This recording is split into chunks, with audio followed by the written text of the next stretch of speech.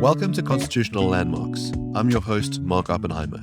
I'm an advocate at the Johannesburg Bar, and I've appeared frequently at the Constitutional Court. In the last episode, you heard from Gilbert Marcus and Justice Albie Sachs about the Truth and Reconciliation Commission. In this episode, I'll be talking to Salim Nakhjavani. He served as a prosecutor against the Khmer Rouge in the Cambodia Tribunal.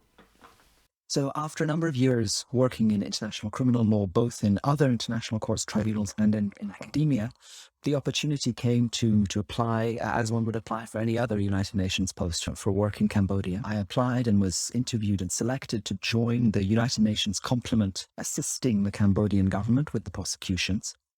And I was there for almost 4 years. I was involved in the investigations, trials, and appeals, mainly in what's called Case 002, which was the case against the remaining high-ranking leaders. But to some extent, I was also involved in the cases 3 and 4, which concerned lower-ranking individuals allegedly responsible for grave crimes. Can you tell us about the crimes that were committed by the Khmer Rouge and what happened in Cambodia during the time of their rule?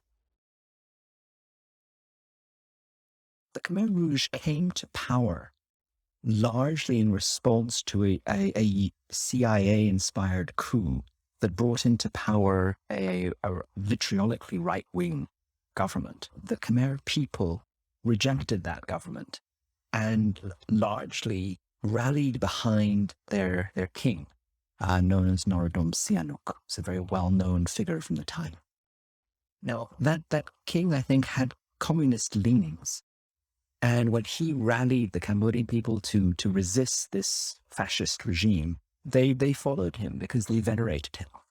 And as a result, the Khmer Rouge came to power through guerrilla warfare. Eventually, Phnom Penh, the capital city, fell to the Khmer Rouge. And for a period of about 3 years, 8 months, 20 days, this radical Stalinist regime came to power.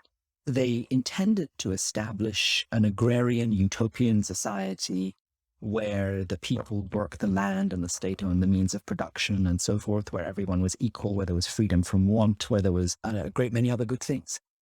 The way they chose to accomplish it was a forcible movement of the entire population out into the rural areas in order to cultivate crops, take care of livestock and so forth. It precipitated a mass famine.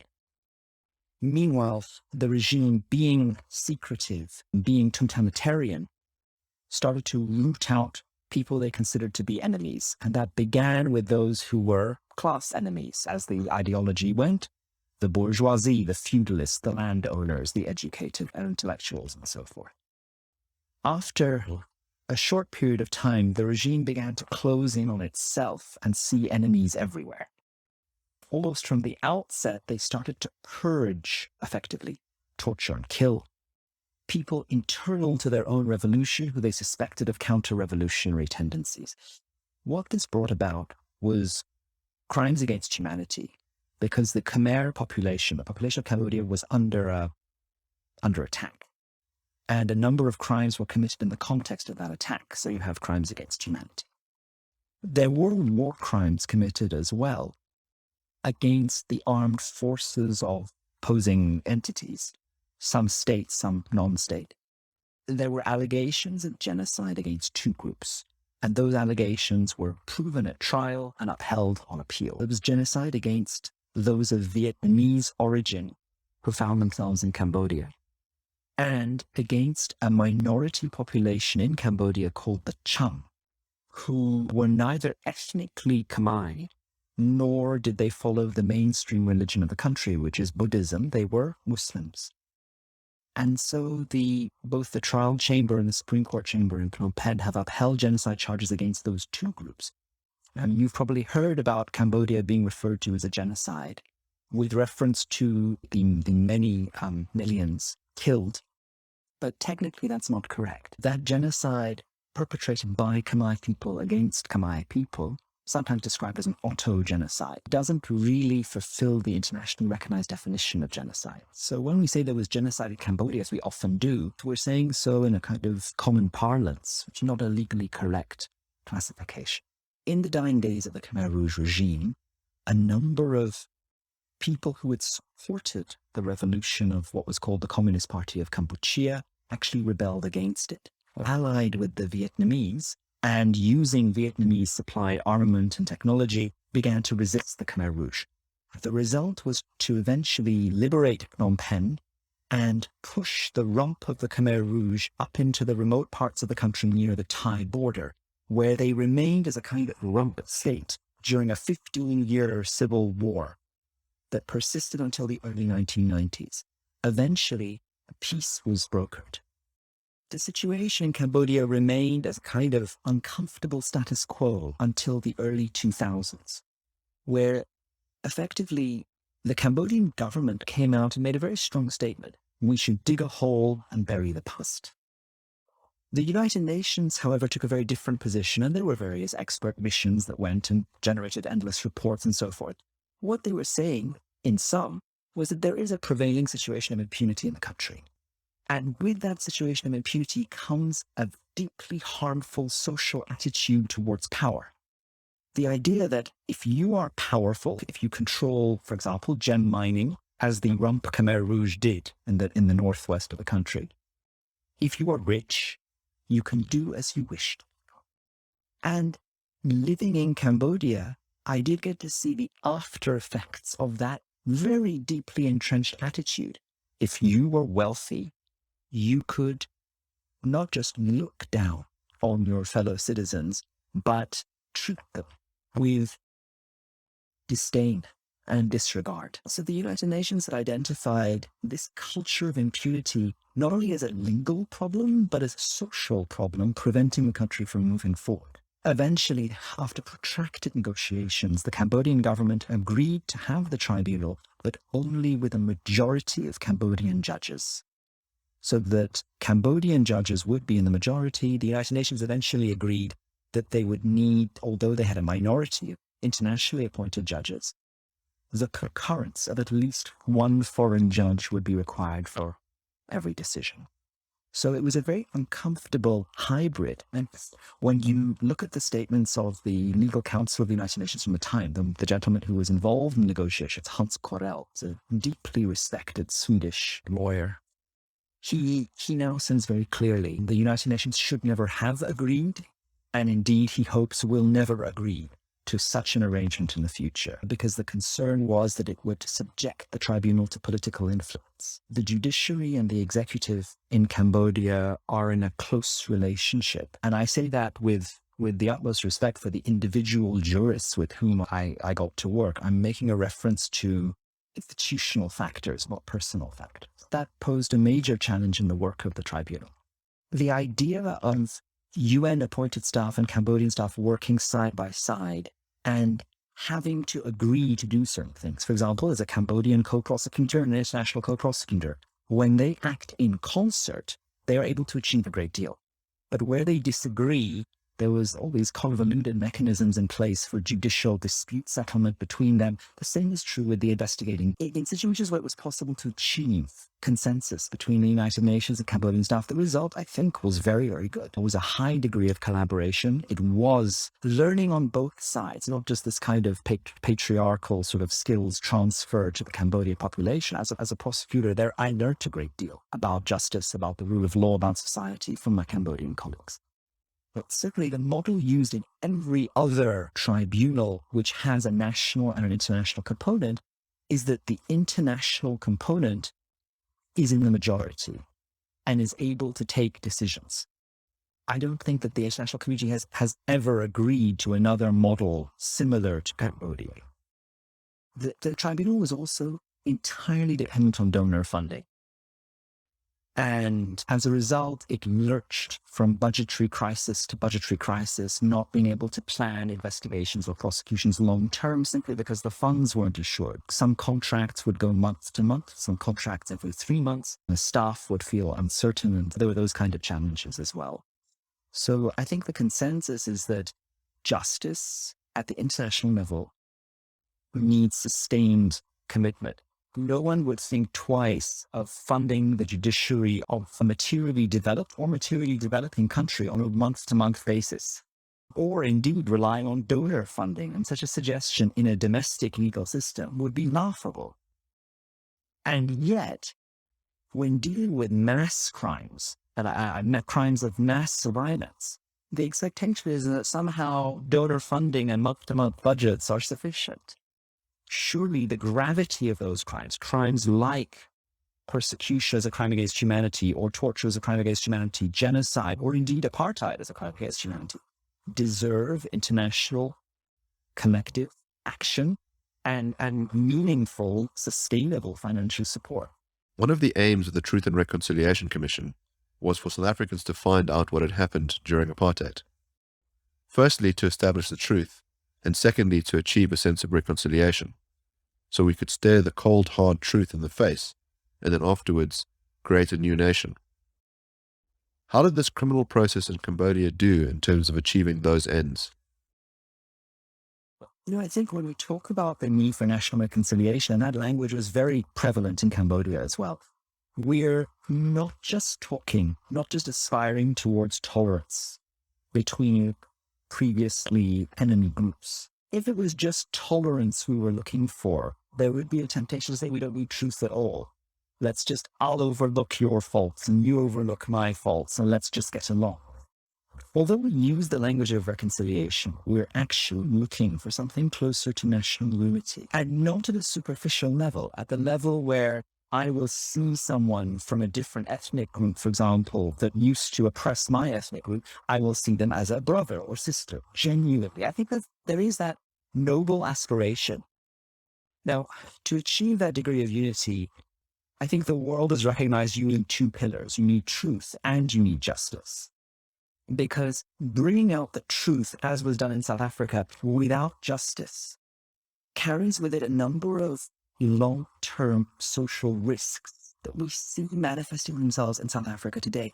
A kind of unspoken, perhaps even subconscious, but deep level of anger in the society, which remains bubbling away below the surface, manifesting itself in a number of socially harmful ways.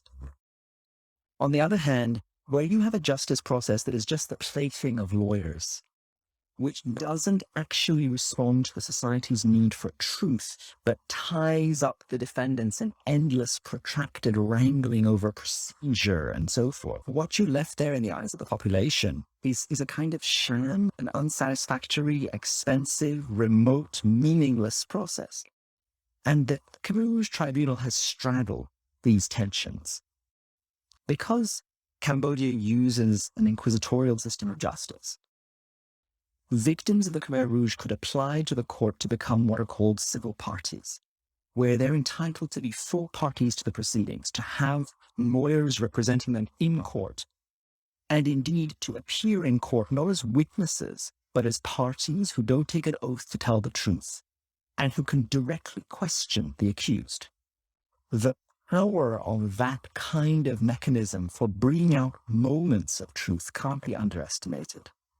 So there was a moment where a civil party, when it came time for him to exercise his right to ask questions to the accused, and indeed the accused had no obligation to answer, their procedural rights are also being respected, he turned to the former head of state of the Khmer Rouge, a gentleman called Khieu Samphan, ironically himself an intellectual with a degree from a top Parisian university, a PhD in economics. And he said, "You knew my uncle." He gave his name. "You knew him. You had letters from him. You wrote to him. But what happened to my uncle?" Interestingly, Khieu Samphan, the former head of state, he elected to respond to this man's questions. And he stood up in court and he recounted what he knew of the man's uncle, only to then say, "I'm sorry, I don't know what happened to your uncle. I myself was blind. I didn't know. I was a figurehead. I wasn't given information." I think we can readily appreciate the power of those kind of moments in court. There was one other one that was very significant. And I mentioned that the Communist Party of Kampuchea started to look inwards and purge people who identified as internal enemies. One of the first was Khieu Samphan's own brother-in-arms, a fellow intellectual who'd been student with him, who'd been really one of his best friends. Suddenly, this man finds himself arrested, thrown into what was essentially a torture and death camp in Phnom Penh, and he promptly writes a letter to the only people who thinks can save his life, his fellow senior leaders of the regime. He writes to them protesting his innocence, saying, I don't even know why I've been arrested. I have not even a counter-revolutionary thought in my head. Now, his jailer, of course, dutifully takes the letter, files it in the prisoner's file, and the prisoner is later executed. It never reaches its destination. Khieu Samphan, one of the accused, and now convicted of crimes against humanity and genocide, was one of the intended recipients of this letter. One day the prosecution read the letter out in open court. We don't know if Khieu Samphan had heard or read this letter before, but what was certain is it came from someone who he considered to be a blood brother. And it was telling that after this letter was read out solemnly in court, Khieu Samphan went from sitting impassively in the courtroom to sitting like this. And I cannot know what was in his head, but it was a moment of truth. So in that respect, by bringing victims into the courtroom, that the tribunal was able to achieve something that most adversarial court processes are not. In terms of establishing an accurate historical record, a long-running trial like that, well over 400 days of trial, is able to achieve a measure of truth which has been tested up to a judicial standard.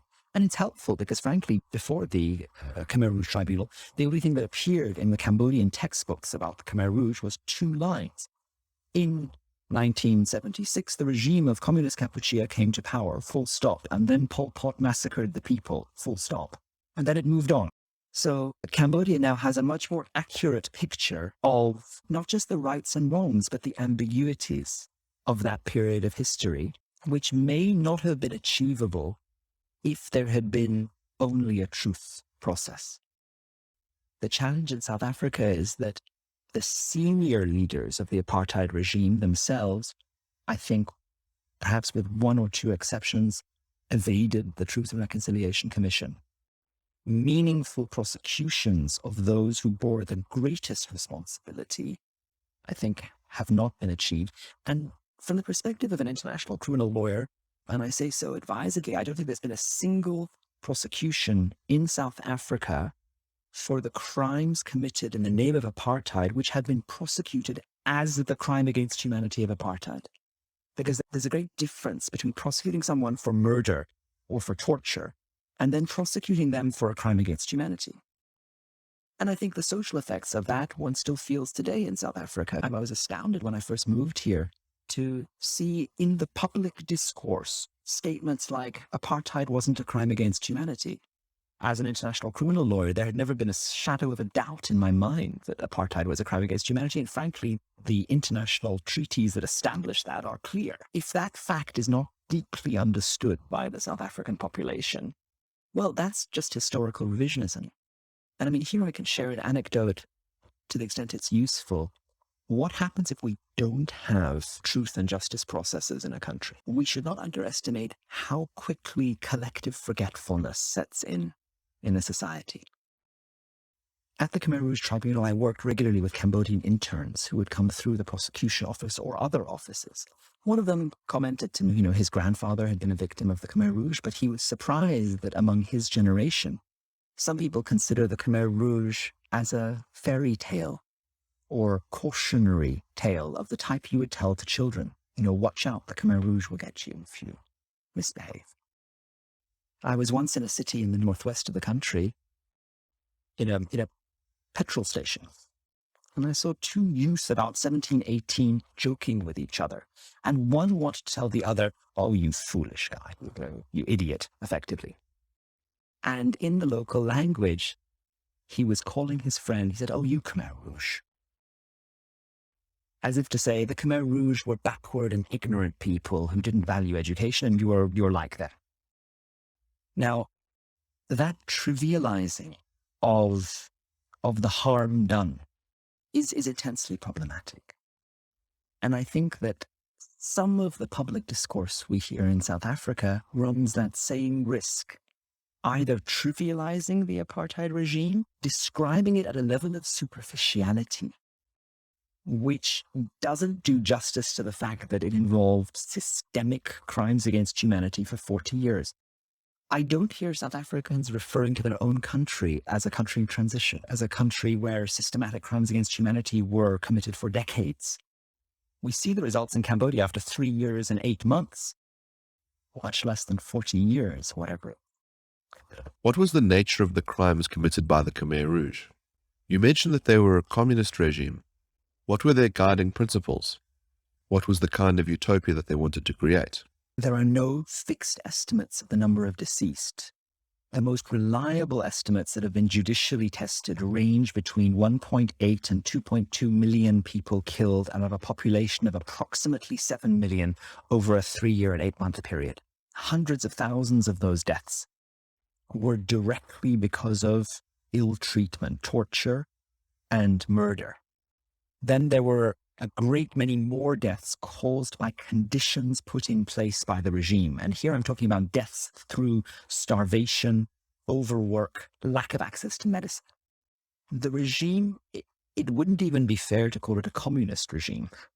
What it did, it was a totalitarian, ultra-Stalinist regime. What it sought to do was to deify the state, to deify the nation, and to use, if you want, those false gods to utterly crush the individual. So the regime never referred to itself as the Communist Party. It called it Umkar, which means the organization, or sometimes Umkar Noon, which means the upper organization, when you were speaking about its higher echelons. And it sought to completely control and direct every individual need and impulse to meet the needs of the state.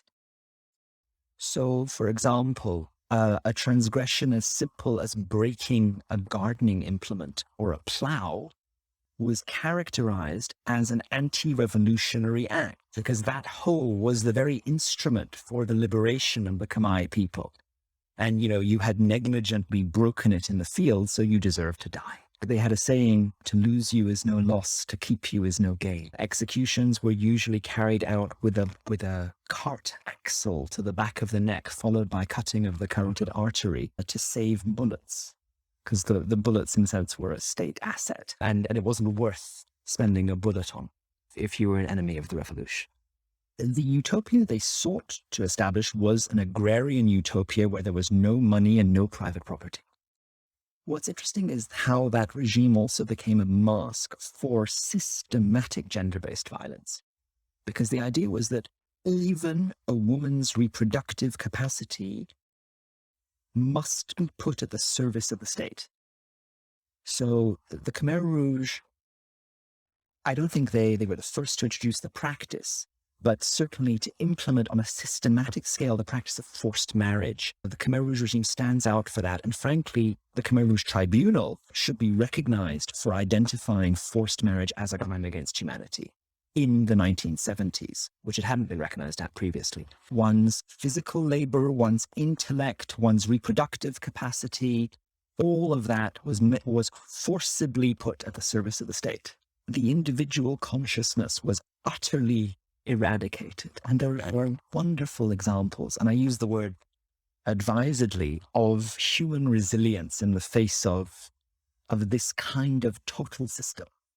There was one lady who succeeded in keeping a private journal, something that was almost unheard of, by stashing it away in the roofs of barns, keeping it, moving it from place to place, these bundles of papers in which she recorded her impressions and thoughts, her doubts and fears. Another well-known victim of the regime, a young who was in love and about to get married, was told, well, she can't marry that person. She ended up being arrested and taken to the same torture and execution site in Phnom Penh, where she retreated into a kind of reverie, where she would write love letters to her beloved, casting the both of them as mythical figures in Cambodians' equivalent of the Ramayana, which is that great Hindu epic of kings, that Cambodia has its own version in its own language. And she cast herself as, this deity, and her lover as another deity, who are these star-crossed lovers. And that's how she found the will to survive until she was killed. So that's something of the nature of the crimes. I should mention it was so radical that even Mao Zedong urged Cambodia not to go as far as it was going. The Chinese authorities intervened with Cambodia, saying, we have tried the Great Leap Forward. It doesn't work. What was remarkable for me in Phnom Penh was to see every day some 500 Cambodians filling the public gallery of the tribunal, which was located at a fairly inaccessible military base on the outskirts of Phnom Penh. School children, saffron-robed monks, the elderly would take public buses in from the remote areas to sit and observe the proceedings for a day. There was a tremendous program of outreach. There was generally public support, although, and I'm going to caution, concerns about the cost, especially about the length of proceedings, and about the measures that were put in place to respect the procedural rights of the accused. There were those who in anger would say, why don't we just kill them? And of course, the United Nations would remind everyone of their procedural rights to be presumed innocent. At one point, the trial chamber had to chasten the executive branch of government for making statements that were incompatible with the presumption of innocence, and make it very clear that the judges would pay no heed to those kind of statements by the executive branch. So I think there was widespread interest. I remember one victim of the Khmer Rouge who spoke very beautifully in court in his personal statement at the end of his testimony, saying, I would like to thank the judges who have crossed the oceans to bring us justice. And that wasn't just a maudlin sentiment. It was the heartfelt response of an individual Cambodian. But that being said, there were investigations completed against a number of others. None of them came to fruition. Number one, the accused were all of advanced age, and a number of them either died or were found to be incapacitated for trial, unable to stand trial for reasons of mental competence. And then there were a number of middle-ranking or senior-ranking Khmer Rouge who were not at the very upper echelons of power, against whom the tribunal was unable to proceed because of disagreements between the international and the Cambodian staff. There was, I think, among Cambodian senior staff, a sense that a line should be drawn in the sand.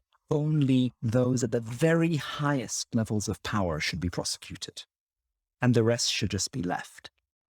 Whereas I think on the side of the United Nations, the standard to be applied was all those who bore the greatest responsibility should be prosecuted. What that means is that you don't prosecute the foot soldiers who were just carrying out orders, but those who, either because of their position or because of the particular gravity or brutality of their crimes, actually should attract international attention and not just the attention of domestic justice system. Well, they should be prosecuted. The other factor here is that it's not possible to prosecute Khmer Rouge crimes before the Cambodian domestic courts. They have no jurisdiction. The type of defense that was raised by the accused at the tribunal, because the evidence of the wrongdoing was so overwhelming, they had two choices. They could deny their own knowledge of the regime, but it becomes very difficult when you're in charge, of an organization. If you have what the Germans call Organisationsherrschaft, it becomes very difficult to successfully convince a judge, as the prosecution characterized Khieu Samphan's evidence, the only man in democratic Kampuchea who knew nothing, heard nothing, saw nothing. So with that line of defense closed, you're left with a political defense. You're left with what the now deceased defense counsel Jacques Vergès would call a defense of rupture, which is where you seek to turn the judicial process on its head so that the accused becomes the judge, and the judge becomes the accused, and the prosecutor becomes a victim. You seek, by means of your defense, to utterly disrupt the dynamics in the courtroom. And so there was a concerted effort by the defense to suggest that the entire tribunal, the entire Cambodian government was implicated in some kind of grand scheme to stigmatize and punish these frail old men and one woman. And that, in fact, all Cambodian judges and prosecutors were hopelessly corrupt.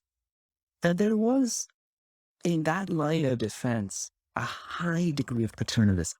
It was dismissive of the moral agency of a great many individuals who acted courageously and with propriety and with the right sense of judicial reserve and with dignity in difficult circumstances. So one has to guard against that narrative as well. And the Khmer Rouge Tribunal, I think, operated in under those kind of political pressures, and it could have achieved more if those pressures hadn't been there. And it's an object lesson in the need for the independence of the judiciary. And that's something we should be deeply grateful for. You mentioned that there was one female perpetrator. What was she accused of? She was included in that inner sanctum of leaders that surrounded Pol Pot. She was the Minister of Social Development, and her husband was the Minister of Foreign Affairs. She was found mentally unfit to stand trial. There was another woman as well who was eventually had the charges against her dropped. And it's recorded, there's public information available about it. So she was alleged to have presided over a work site where roughly 15,000 people perished, forcibly laboring to dig a canal by hand. A canal which she took some pride in stating actually still bears her name. What it did do was overcome the culture of silence in a society where 70% of the population have been identified as having symptoms of post-traumatic stress disorder, where the rates of domestic violence are among the highest in the world. There has been a kind of collective opening up. And there were, if you want, success stories, if I can call them that, of situations where perpetrators and victims had been living side by side in the same village for decades.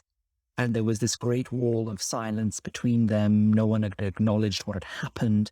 And somehow this process of accountability had opened a way to reconciliation, to encountering each other, to speaking about each other's experiences, to apologizing, to remedying. There were well-documented examples of those kind of social shifts. South Africa as well. You encounter the same culture of silence in many respects. When I first arrived in South Africa at UCT, I asked one of my very distinguished colleagues who'd been involved in the transition to democracy in this country. I said, well, why on earth were there no meaningful prosecutions? And my colleague looked at me, with concern and with furrowed brows and said it was just part of the political settlement. And there was this sense of it's possible to do more. Some people have described the TRC process as a betrayal of justice. They say that after people have admitted to committing grave crimes, not just against individuals, but crimes against humanity, that being granted amnesty is inappropriate. There are some people who testify during the TRC process who are behind bars, either because they weren't totally truthful, or because it could be shown that their crimes weren't politically motivated. Eugene de Kock was sentenced to multiple life sentences, and Janusz Walisz, the killer of Chris Hani, is still in prison. There have been some prosecutions, but they have been few and far between. However, we know that by granting amnesty, we were able to learn a lot about what had occurred during apartheid, especially under conditions where the South African government was able to use censorship measures to shield some of its crimes from its citizens. A lot of people had no idea what had gone on, but the TRC process made people confront that horrible truth.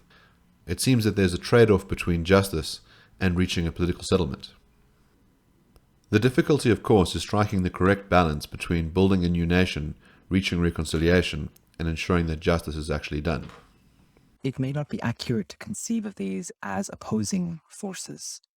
One has to think more deeply, I think, and try to find coherence between a principle of justice and a principle of truth, and how the two of those contribute to unity or national reconciliation. Where you have a situation in a society and you can see the perpetrators and the beneficiaries of systemic crimes against humanity prospering and flourishing. I saw the same thing in Cambodia. It creates a deep sense of wrong, harm, and of ongoing oppression. I often see these two things, truth and justice, being presented as dichotomy somehow.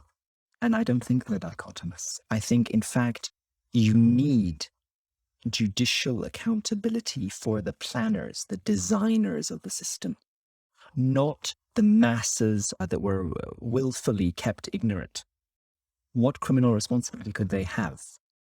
Effectively none. Social accountability, moral accountability as a beneficiary of a regime, yes, of course, but legal accountability, no. If we examine a number of states in transition, what you're seeing now is an attempt to have both a truth process and a justice process that operate in tandem in some way. And I think, to be fair, those few isolated cases of apartheid era accountability that you've pointed to are exactly that, isolated. They in no way encapsulate they are not representative of the criminality of apartheid. And they haven't entered the public discourse as such. They've entered the public discourse and the public consciousness as isolated cases of particularly brutal activity by misguided human beings. But there hasn't been that same accountability of the system. There are a number of risks in a society when that happens. One of them is the risk that a victim group may end up perpetuating the cycle of oppression. And we see that in other countries. It's a risk that every society has to guard against. And adequate memorialization and an accurate historical record helps to do that. We see now in Europe the rise of a kind of fundamentalist nationalism, which shows that despite the legacy of the Nuremberg tribunals, a lot of those lessons are being forgotten still. And that is one of the most robustly memorialized atrocities in the world. If I look in what happened in Cambodia, victims were allowed to apply for only collective and moral reparations. There were no individual reparations that could be awarded. That's what happens when you have a donor-funded tribunal. But interestingly enough, the collective process of collecting bones and putting them in memorial stupas, Buddhist memorials for the deceased, having the ceremonies and rituals to remember the dead, an accurate history book for the schools, all of those things are extremely valuable and shouldn't be underestimated. I had the sense in Cambodia that there was this ongoing process of memorialization. A few years ago, the Cambodian government decided to end the practice they called the Day of Rage or the Day of Hatred, which would commemorate the Khmer Rouge regime and its victims. They changed its name to the Day of Reconciliation. The way in which South Africa's experience of apartheid is memorialized in the public discourse is quite different to what I've seen in other post-conflict societies.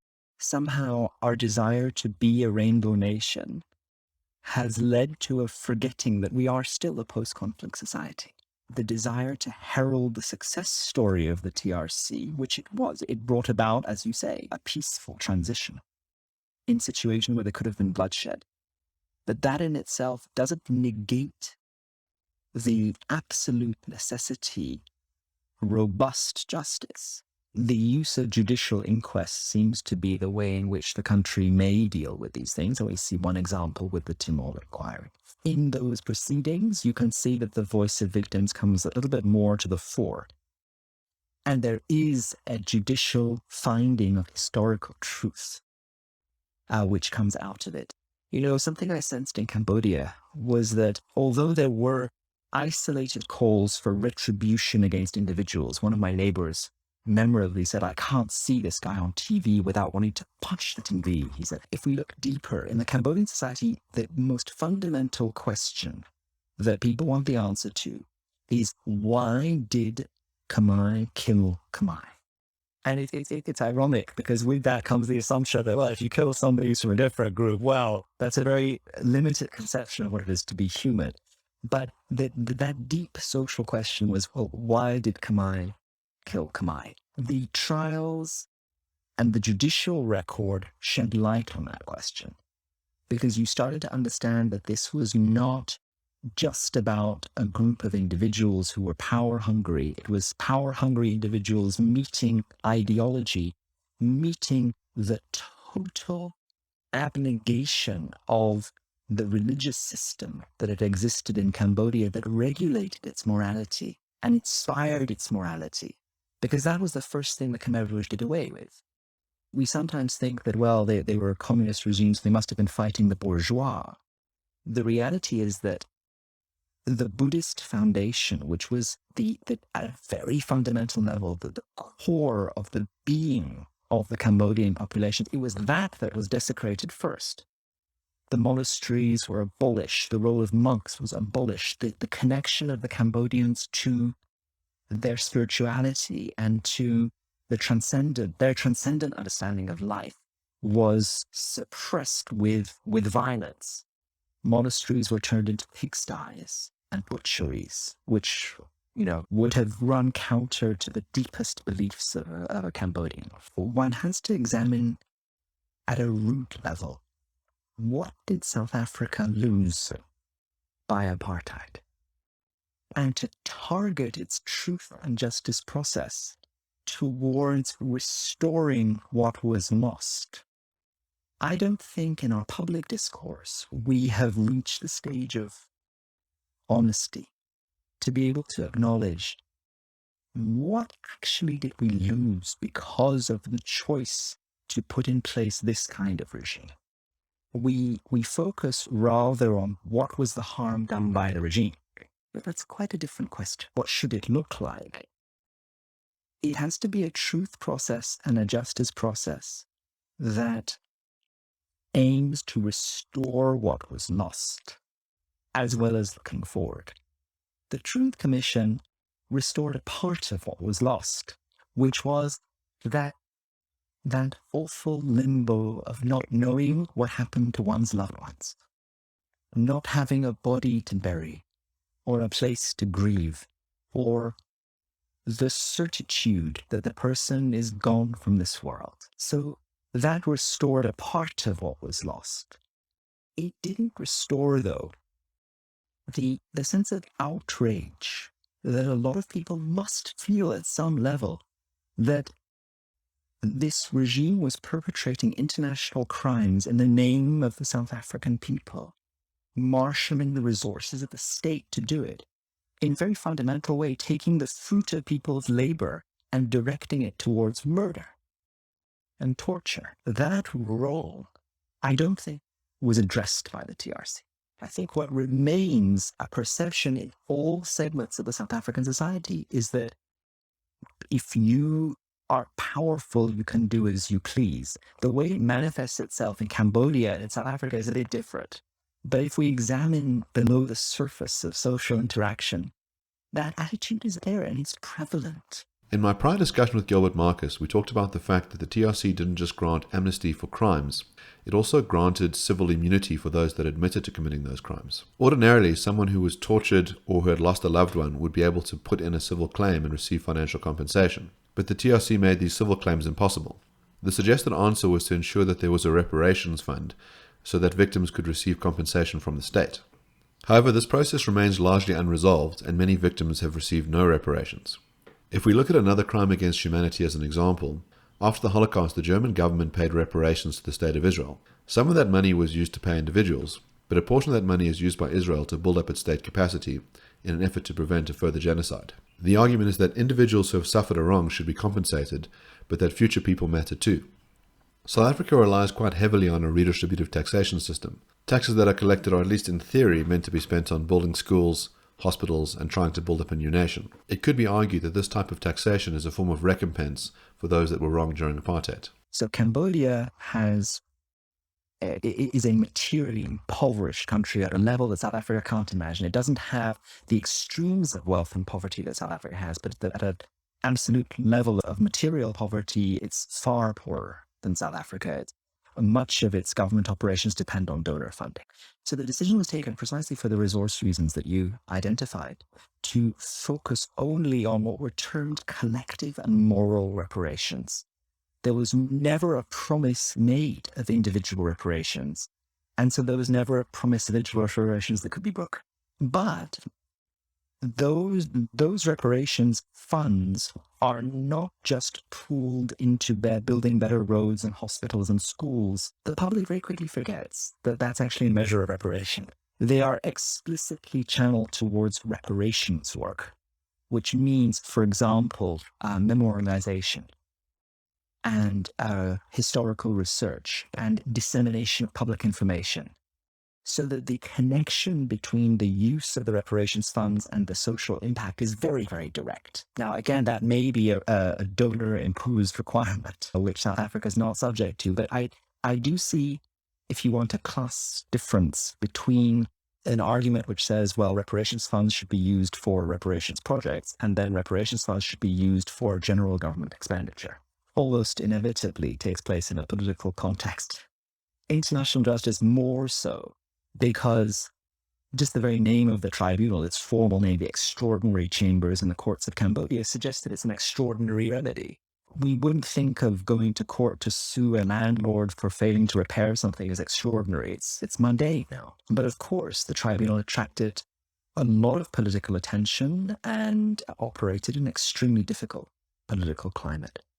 Part of the concern was whether it was a difference of vision. I think it was, does one adopt a hierarchical approach to target selection or a gravity-based approach to target selection? And certainly the prevailing international standards, which the United Nations apply, were that you really target on the basis of gravity. And the International Criminal Court does the same thing. But I think on the side of the Cambodian government, there was a clear sense that justice demanded that the very upper echelons of power be held accountable.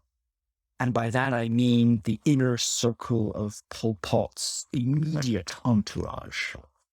Pol Pot himself had been put on trial, ironically, by his own people for being an enemy of the revolution. And he died long before the end of the civil war in Cambodia. Cambodian prosecutors and judges with whom I worked were operating in a very difficult political climate, and it was easy as a foreigner to stand in judgment over them and lament lack of commitment to prosecutorial independence or the rule of law. And my own children, weren't at risk. My family wasn't at risk. If the experience taught me anything, it was not to demand moral excellence from others, for the simple reason that it's something we can demand for ourselves and probably struggle and fail to do. We certainly have no right to ask it of other people. History is full of the accounts of those who heroically stood against repressive regimes, apartheid included. History doesn't remember the great many who felt so terrified and compromised that they could do nothing. It's wonderful to look for morally heroic examples if it inspires us to action, but there's a long road between that and demanding virtue from our fellow men. I hope you enjoyed this episode of Constitutional Landmarks. Throughout this series, I'm going to be interviewing some of the greatest advocates that have ever appeared in the Constitutional Court. I will also be speaking to the judges who authored the court's landmark decisions. We'll be speaking about gay marriage, free speech, and a range of other exciting issues. In the next episode of the series, I'll be speaking to Dave Stewart, who acted as former President F.W. de Klerk's Chief of Staff. We'll be discussing the National Party's role in the Truth and Reconciliation Commission and some of their perceived shortcomings in that process.